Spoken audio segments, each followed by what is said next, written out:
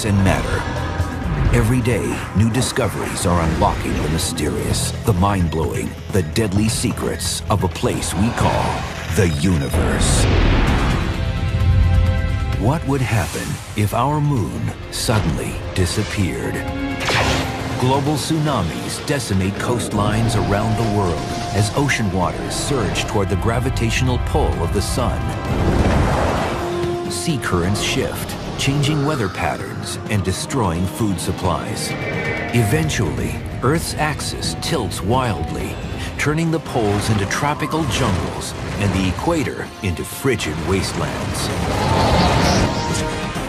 New species emerge while others go extinct. Our planet becomes unrecognizable the day the moon was gone.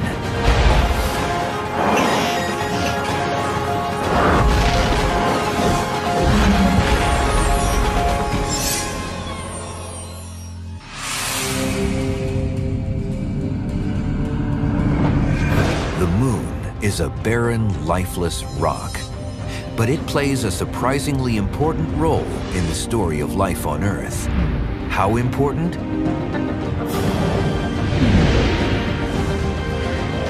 Let's remove it from the sky and find out. Strange things start to happen almost immediately. People on the coast are the first to notice the change. This would probably create something like a tsunami, a tidal wave, which would be very dramatic indeed.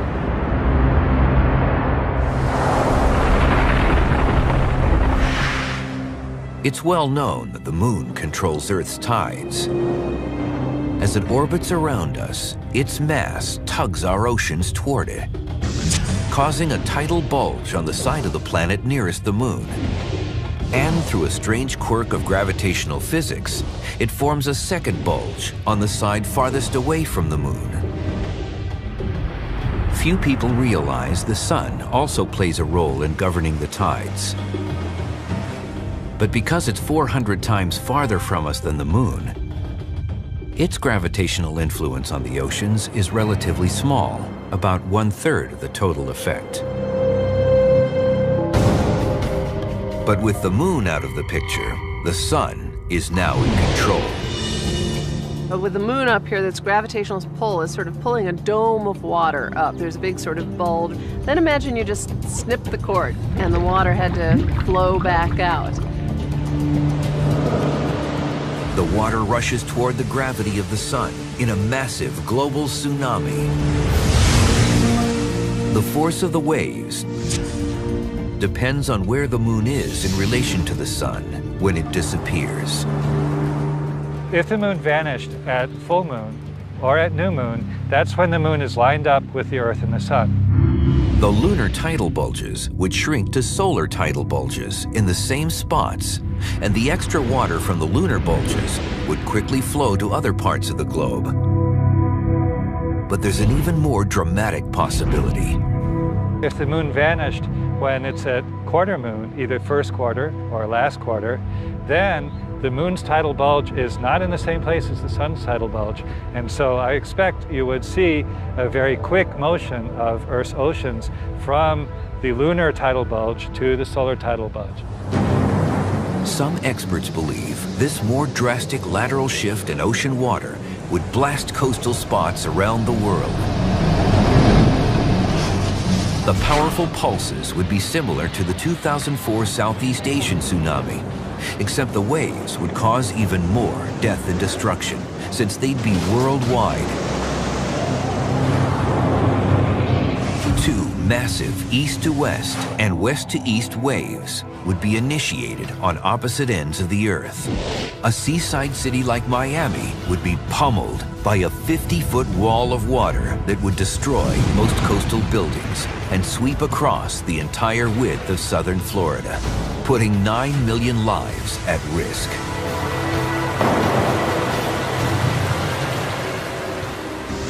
But with such a titanic shift of water, could there be other unpredictable results? One can imagine that perhaps the east-west or north-south motion of that water could disrupt the currents. The Gulf Stream carries warm water from the Caribbean up to Great Britain, and it helps keep Great Britain a lot warmer than it otherwise would be, considering how far north it is. Climate is a very delicate system, and you tweak one part of it and another part responds. And then one can imagine that food productivity and the overall way of life would be dramatically altered if it were cooler in northern Europe. The Sahara Desert is a great example of some place that used to be green and lush and now is completely a desert. Having changes with climate can really have impact on our survival. But the biggest impact on our planet would be the changes to Earth's steady tilt, a unique feature that gives us our 4 regular seasons. The thing that locks our planet's tilt to about 23.5 degrees so consistently is the presence of the moon that acts as a large stabilizer. If we don't have the moon anymore, we may get into a regime that's much more like Mars. And Mars, instead of being at a stable 23.5 degrees, goes through wild variations of the tilt, varying from maybe as low as 15 degrees on the low side, all the way up to something like about 75, 80 degrees on the high side. Without the moon, our axis begins fluctuating erratically over several 100,000 years. The gravitational pull from other planets in the solar system starts wreaking havoc on Earth. Our stable seasons shift dramatically as different parts of our planet tilt radically toward the sun during some periods and away at others. As soon as you get rid of the moon, you're stuck with this radical tilting of the axis back and forth, and therefore radical climate changes that don't happen today. Earth becomes a very strange world as mankind struggles to adapt and survive. If we go to a situation where we don't have that stabilization, those very small changes become very, very big. We may go to a situation where the ice becomes stable over the tropics. Imagine jungles and forests in Antarctica and ice sheets and glaciers in Central Africa. The tilt would vary on timescales of a few 100,000 years. These are timescales of ice ages coming on the Earth. We know how much of an impact that had, and humanity had a hard time adjusting to those changes as we came out of the last ice age. It's very difficult to predict exactly what would happen to humans because we're not sure how rapidly we're able to adapt to radically changing environments. And if our moon disappeared permanently, life in the sea and on the shore would be drastically transformed. Sharks would lose their hunting prowess, unable to track the schools of fish swarming above them in the moonlight. Crabs, used to mating at extreme low tides, become disoriented at the loss of lunar phases. Grunion, that lay their eggs during a high tide and full moon, suffer reproductive disruption. Even primitive aquatic plant life would be affected. Many species will spend their evenings on the surface interacting with moonlight. The moon comes up, so the algae are moving up, and they're followed by all of the organisms that eat the algae and the organisms that eat them. So the whole ecology of the ocean is tuned to light. All of these organisms will be completely disrupted. None of their ecology will work because they won't have the usual sensing signals. Millions of people would suffer from food shortages, and coastal economies would be devastated by the worldwide crash in marine life populations. I would liken it to one of us suddenly waking up one morning and discovering we were blind or deaf. That would be a chaotic thing. An Earth without the moon is a rudderless planet, highlighting just how critical this big rock is to sustaining life here. There are over 150 moons in our solar system, but Earth's moon is truly unique. Our moon is unlike any of the other moons in the solar system. It is huge compared to Earth. It's about a quarter the size of Earth. And you don't see that in any of the other planets. Because the moon is so big relative to the Earth, it's as if we're really in a double planet system. There's a crude way to think about the effect of the moon stabilizing this axial tilt of the Earth. If you notice, tightrope walkers will carry this long pole, and that gives more stability because there's mass out there on the end of the pole, and it's harder to fall off the line. So it's that same kind of thing, that the mass at a distance can affect the stability of the system. But the moon has not always been by our side. There was a time early in Earth's history when there was no moon. A period when our planet was a strange place, with 8-hour days and a molten landscape too harsh for life. And then suffered the most violent collision in its history.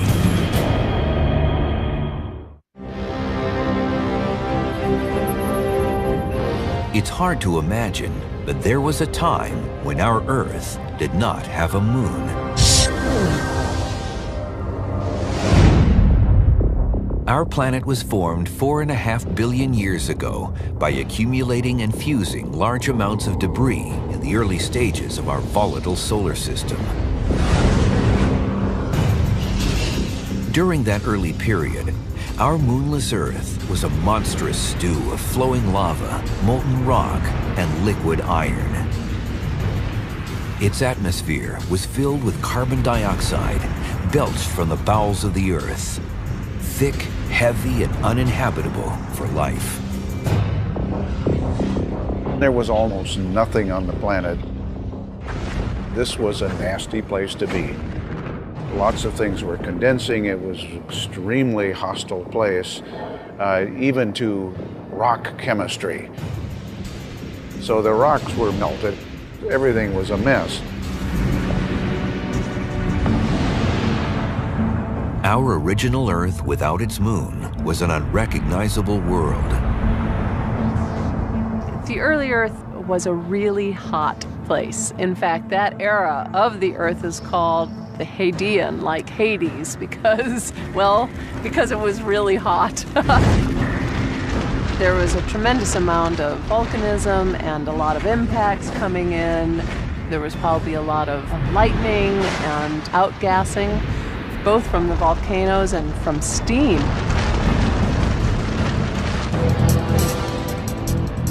The stability of our early solar system was not much better. It was created out of a huge disk of gas, debris, and dust that swirled around the newly formed sun. Our early solar system was kind of like a roller derby. Everybody was generally going in the same direction, but there was a lot of chaos. There was a lot of clumping and accreting and things getting flung to the inside and crossing lanes to the outside. People all spilling over each other, mashing up in the corner. It was a real mess.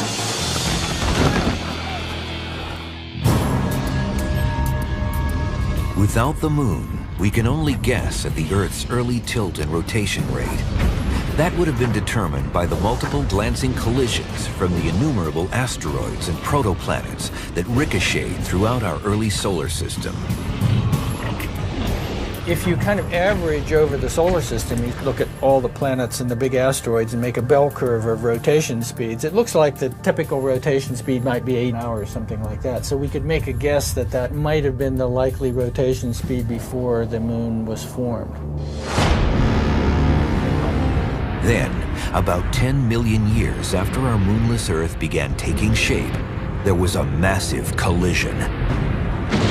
Now widely accepted by astronomers, the giant impact theory says that a Mars-sized planet collided at an oblique angle at 25,000 miles per hour with Earth. The impactor blasted more than 70% of the Earth's molten crust into space. A giant whirling arm made up of 5 billion cubic miles of blazing rock and light metals was launched into orbit around our planet. The gravity of the larger chunks began pulling smaller particles towards them. Within 1 year, it coalesced into our moon.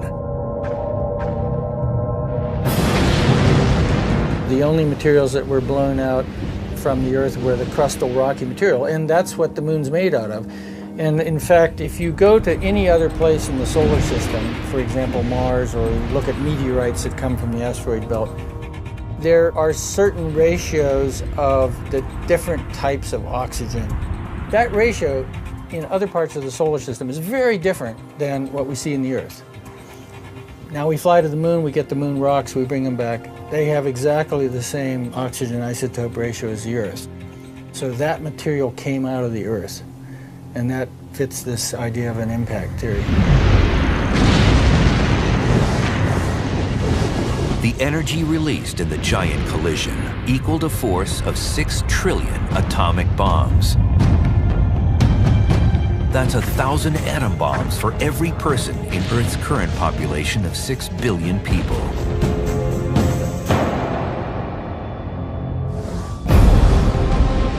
The impactor planet that hit Earth was thought to have formed in an area of our solar system called the Lagrangian points. These are regions 60 degrees either ahead of or behind the Earth, but at a similar distance from the Sun. Debris can stay fixed in the Lagrangian points for tens of millions of years, locked between the gravitational influence of the Sun and Earth. But eventually, something knocked the impactor off its fixed course. That something was Jupiter. Every time Jupiter passed by us in its orbit, it would be giving a little tug to this impactor planet. And each little tug wouldn't be very big. But if you think about, for example, having a car that's stuck in a ditch or stuck in a snowbank, how do you get that car out of the snowbank? Well, the way you do it is you rock the car. You push it a little bit, it comes back. Push a little bit more, it comes back a little farther. And this way, with a bunch of little pushes, you eventually free it. And that's exactly what Jupiter did to this impactor planet.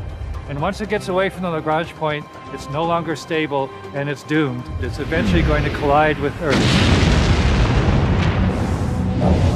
After the giant cataclysm, the inner part of the whirling arm of ejected debris forms a clump that consists of materials from the impactor's iron core.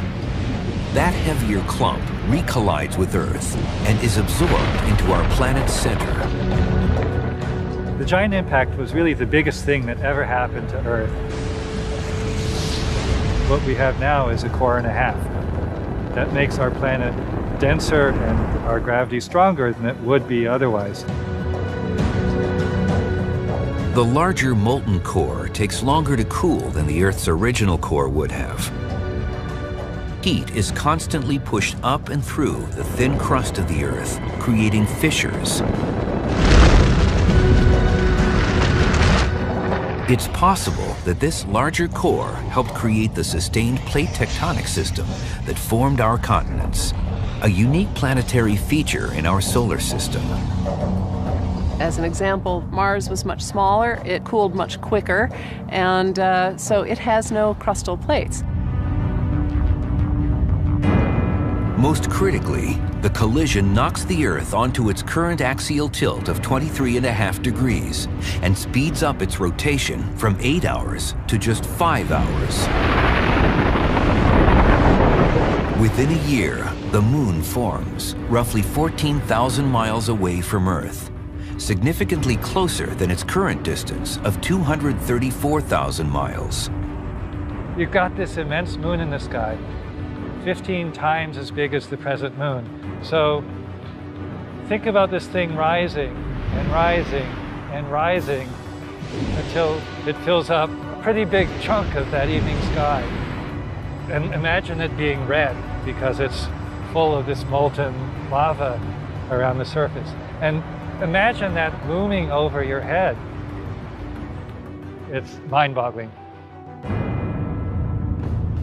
The early moon's gravitational pull on Earth is roughly 200 times stronger than today because of its much closer distance.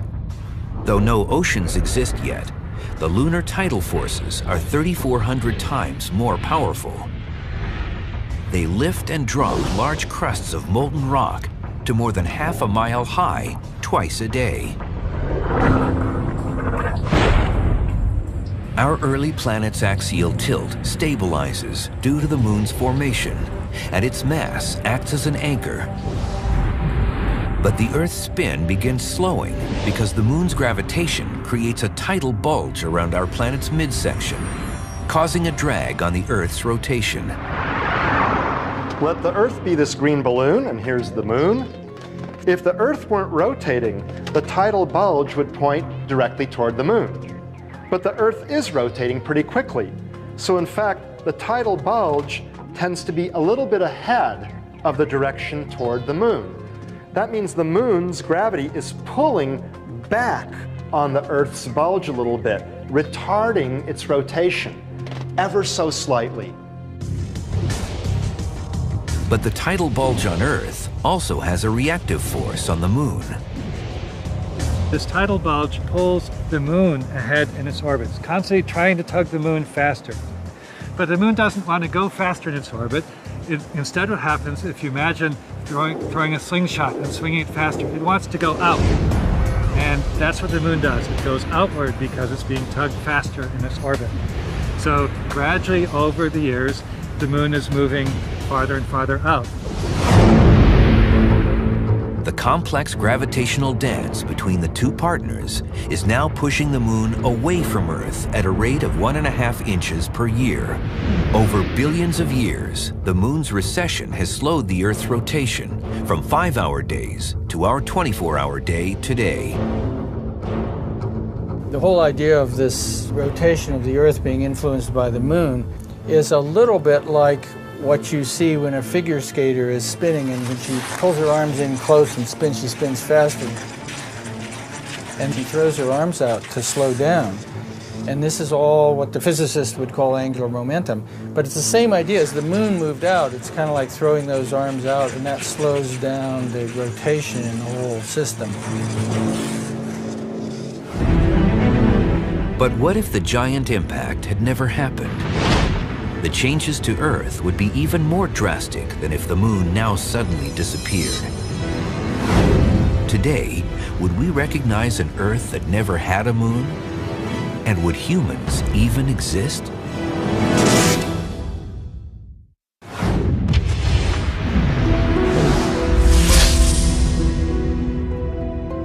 If the moon disappeared instantly, Earth would undergo changes like possible tsunamis, a shift in ocean currents, sea life extinctions, and eventual massive climate swings. But if the moon had never existed, Earth would be unrecognizable to anyone today.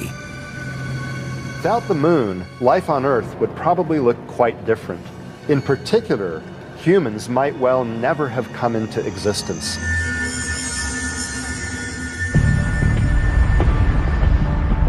About 150 million years after a moonless Earth forms, 4.5 billion years ago, it moves out of its hot molten phase and begins cooling. The day is only about 8 hours long. If we had an 8-hour rotation period, we'd have 4 hours of daylight, 4 hours of night. The nights would be totally black if we don't have a moon. Once cooled, our planet is temperate enough to retain water. Heat escaping from Earth's core drives steam and carbon dioxide beyond the surface, creating a thick atmosphere.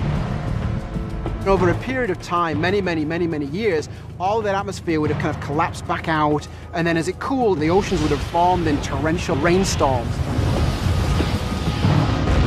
Icy asteroids continually pummel the planet, bringing in another large source of water.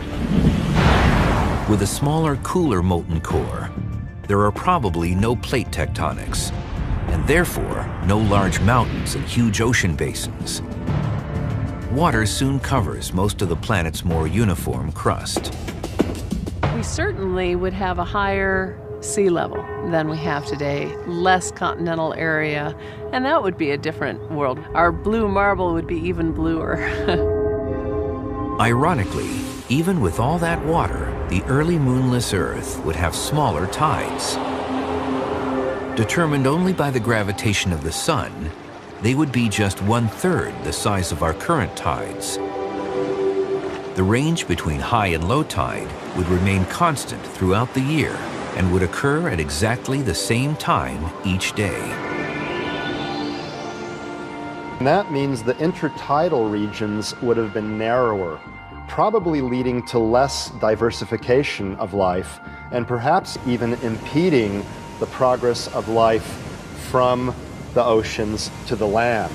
Because it's in the intertidal regions where creatures had to develop the ability to survive both in the water and on land. With an 8-hour day, just 4 hours of light followed by 4 hours of moonless black, the early Earth spins 3 times faster than today. The winds howl due to the aerodynamics of Earth's quicker rotation. Jupiter, for example, is a giant planet that spins very rapidly. It has a 10-hour spin period. And it's got ferocious winds in its upper atmosphere, hundreds of miles an hour, and incredible storms like the Great Red Spot, which has been around for centuries. Now, Earth probably would be spinning more rapidly than it is now, and that would generally lead to stronger winds and more violent hurricanes and other storms. Early Earth's fast spin results in another important side effect. The rotation of Earth's core, particularly the molten part of the core, is believed to be what generates our magnetic field. And so the Earth rotates 3 times faster, the magnetic field is 3 times stronger. The enhanced magnetic field over the moonless Earth more effectively deflects high-energy solar flare particles towards the Earth's poles, resulting in larger, more spectacular auroras. But by blocking the solar flares, not as much radiation zaps life in the lower atmosphere, decreasing mutations that drive evolution. Stronger magnetic field might have slowed the rate at which life evolved on Earth. Without the moon, the developing Earth suffers intense climate volatility. Over many periods, each lasting several million years, the Earth's axis is pulled and pushed by the sun and other planets without the stabilizing influence of the moon. Conditions would have paralleled what happened to Mars. What we've learned in the last 15 or 20 years is that Mars has a very unstable axis because it has no big moon.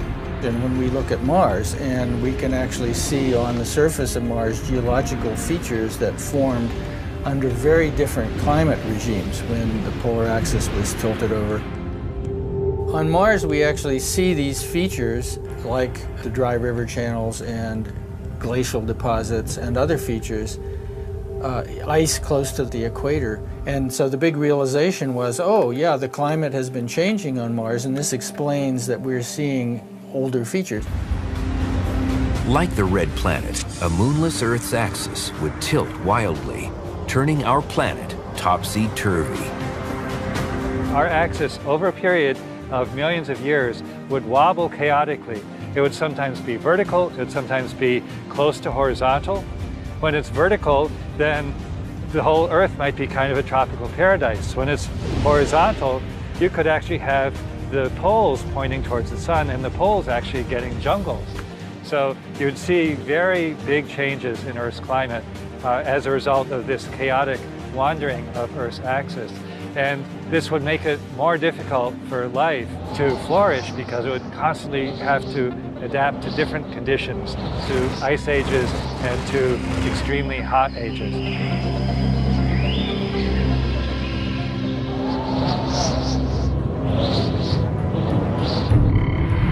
So what would life on Earth look like today if we had never had a moon? Short days, high winds, and other changes could produce a freakish world with creatures that look like they're straight out of science fiction.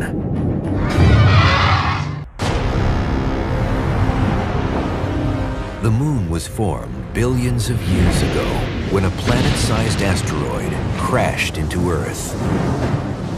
But what if that violent collision never happened? If the moon never came along to stabilize our planet, Earth would be an alien place. The spin of early Earth was very fast, with about 4 hours of daylight followed by 4 hours of darkness. Over billions of years, the sun's gravity and tidal friction would lengthen that 8-hour day to 12 hours. But this is still twice as fast as the current Earth spins, which makes for some extreme weather, including devastating storms and high winds. If the moon hadn't formed, you certainly get a wildly different environment on the Earth. With a faster turning Earth, you get more jet streams, you get more turbulence probably, maybe bigger storms, more lightning because of the friction of the different masses of air moving. In some places, the winds could reach 100 or 200 miles an hour. There would also be stronger hurricanes, and the Earth would have larger waves battering the coastlines. And without the moon's stabilizing effect, the rapidly spinning Earth tilts back and forth. Over hundreds of thousands of years, our planet suffers the ravages of ever-shifting climate because of the erratic changes in axial tilt. As different regions are blasted by heat, then covered by ice again and again. And without the moon, there is another layer of axial instability. Even though today's Earth is stabilized by the moon, there is still a wobble to the Earth's rotation, known as precession. Earth's tilt is 23.5 degrees, but over a period of 26,000 years, it goes through conical variations like this. And if the moon had never formed, this wobbling would be much more unpredictable. If we didn't have the moon, the Earth would precess much more slowly, and this is one cause for chaotic variations in the axial tilt. A slower precession of the Earth would lead to a much more unstable axis of rotation for the Earth. Without the moon, Earth's axis today would be like the slower spinning top, precessing, gyrating, and wobbling in ever larger conical circles. Right now, 26,000 years, very stable zone. You get it going slower, so it's maybe 40,000, maybe 50,000, maybe 60,000. Then you hit the chaotic range, and then everything goes wrong. With the more forbidding and shifting climate, evolution on a moonless Earth varies between bursts of adaptation and violent extinction. Bizarre life forms mushroom. Plant species are vulnerable as they don't have the mobility to stay ahead of speedy climate change. And complex life forms like humans probably wouldn't stand a chance at all. The variations in climate would be extreme and rather rapid, and it would probably make it difficult for complex creatures to evolve, because most complex creatures can't evolve very quickly to changes in their environment. Instead, primitive organisms would predominate and endure. Bacterial life is able not only to adapt more quickly, but also to withstand more extreme environments. We see bacteria under the deep ice cores of the Antarctic or Greenland, and we see bacteria that live in steaming, boiling pots in Yellowstone. If complex life were to evolve, it would look very different due to short days, high winds, and other features of a moonless Earth. It would be much more hostile than it is now. You would see that all of these winds and all of the noise and all of the clouds moving from water to life on land would be very tough. We might see shorter lifespans because things are going on faster. During the day, there will be a limited time to metabolize and gain energy and do things. Organisms would have to be a little more clever. Evolution would favor short, stout creatures and plant life that could withstand ferocious hurricanes. Jungles wouldn't exist, since they need wind barriers to flourish. And there probably wouldn't be any creatures swinging from branch to branch due to stubbier plant life and high winds. I would expect that creatures generally wouldn't be as tall because they'd have a harder time holding themselves up. and trees with shallow root systems wouldn't become very tall. Palm trees, for example, probably wouldn't survive too well.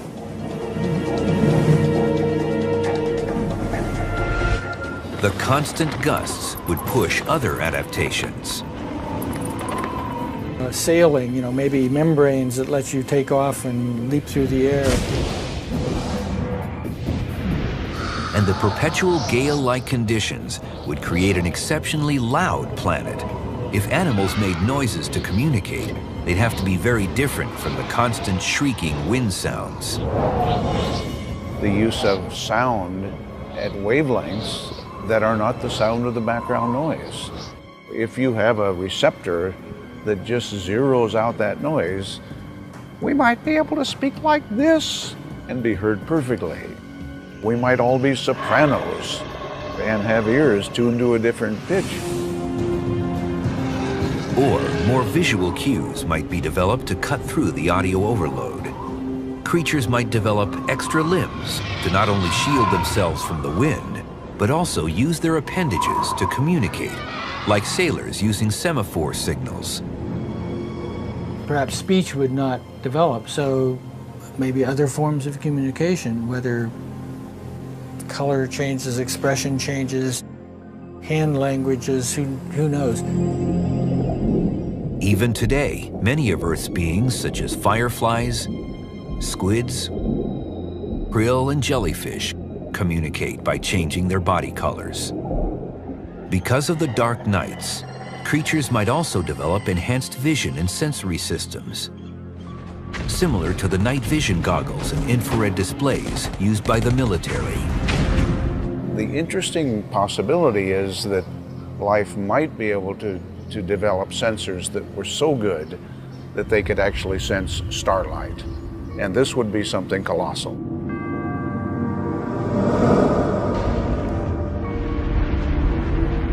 It looks and sounds like a rough and too tough world, unfit for human habitation. Luckily, when the moon formed, it created the conditions for people to develop and prosper.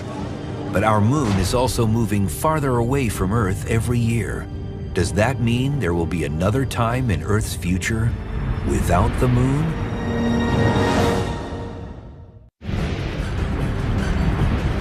$4.5 billion years ago, the young Earth was a hellish, molten place, unfit for life.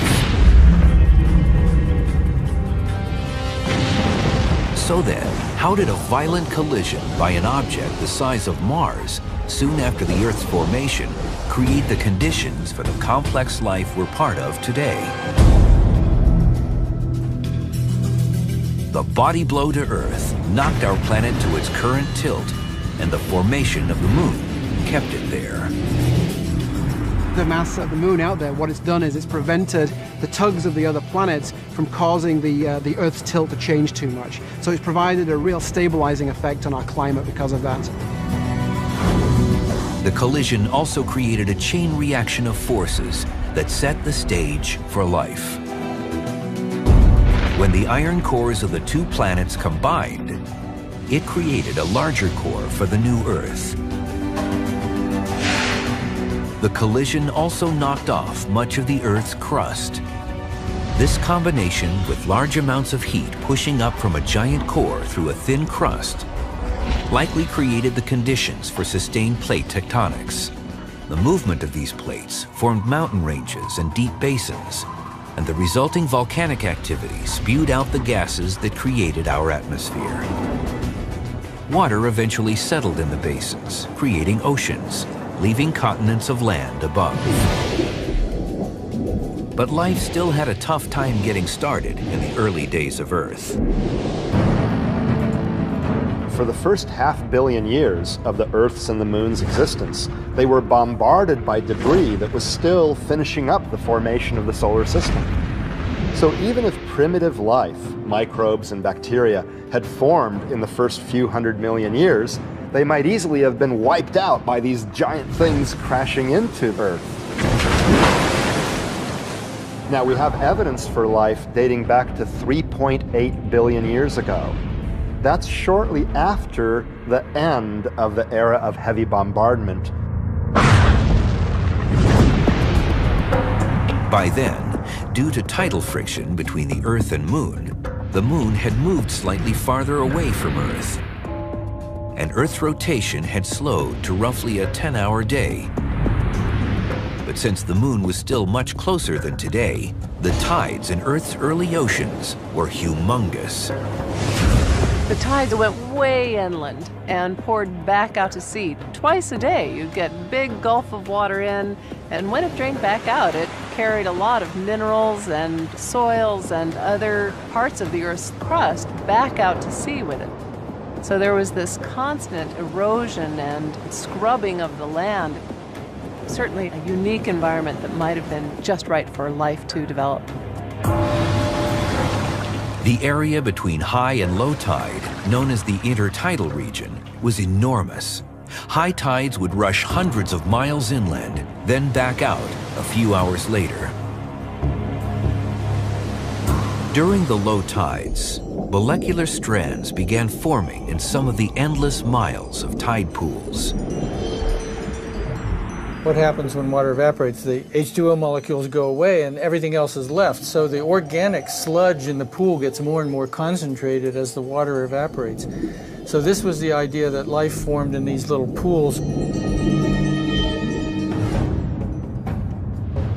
Around 570 million years ago, almost 3.9 billion years after the giant impact, Earth's ocean life begins moving on to land, giving birth to complex species.